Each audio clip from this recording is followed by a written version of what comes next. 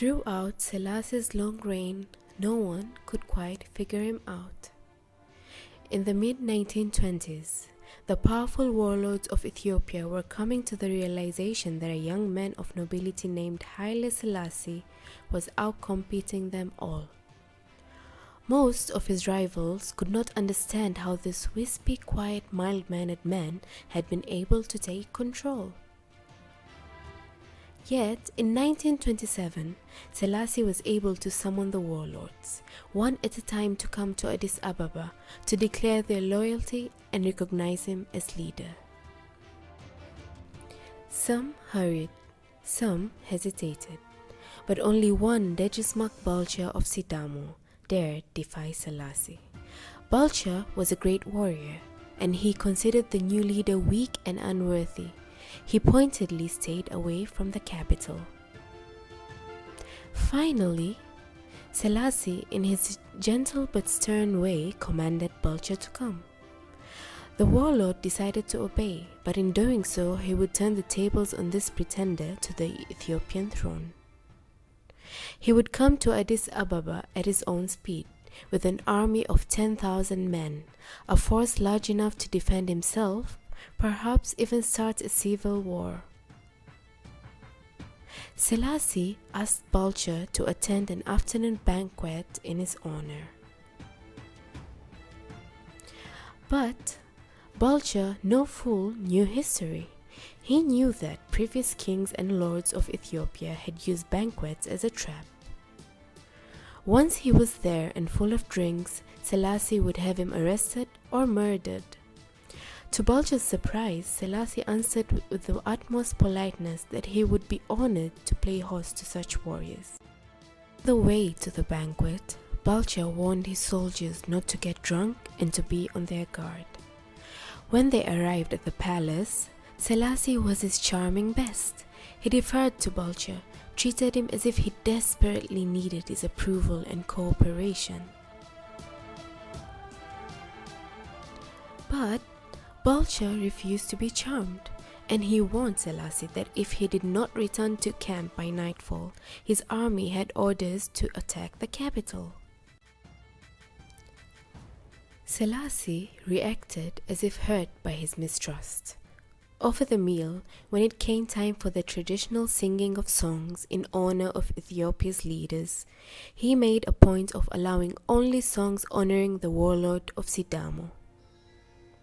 It seemed to Balcha that Selassie was scared, intimidated by this great warrior who could not be outwitted. Sensing the change, Balcha believed that he would be the one to call the shots in the days to come. At the end of the afternoon, Balcha and his soldiers began their march back to camp, amidst the cheers and gun salutes. Looking back to the capital over his shoulder, he planned his strategy. How his own soldiers would march through the capital in triumph within weeks, and Selassie would be put in his place being either prison or death. When Balcha came in sight of his camp, however, he saw that something was terribly wrong. Where before there had been colorful tents stretching as far as the eye could see, now there was nothing.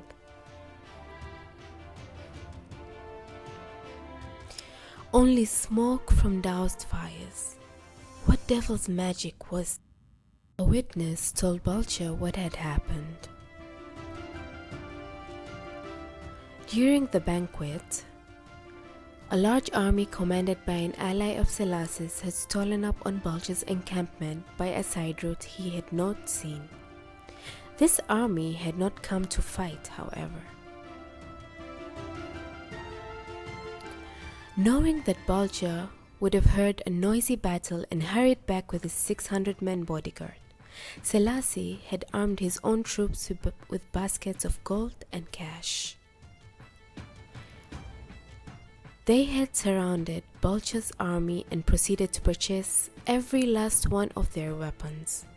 Those who refused were easily intimidated, and within a few hours, Balcha's entire force had been disarmed and scattered in all directions. Realizing his danger, Balcha decided to march south with his 600 soldiers to regroup. But the same army that had disarmed his soldiers blocked his way. The other way out was to march to the capital, but Selassie had set a large army to defend it. Like a chess player, he had predicted Balcha's moves and had checkmated him. For the first time in his life, Balcha surrendered. To repent his sins of pride and ambition, he agreed to enter a monastery. Do not underestimate the power of Tafari. He creeps like a mouse but has jaws like a lion, said Balcha. Selassie, who wore the front of a gentle, peace-loving man, lasted longer than any of the leaders.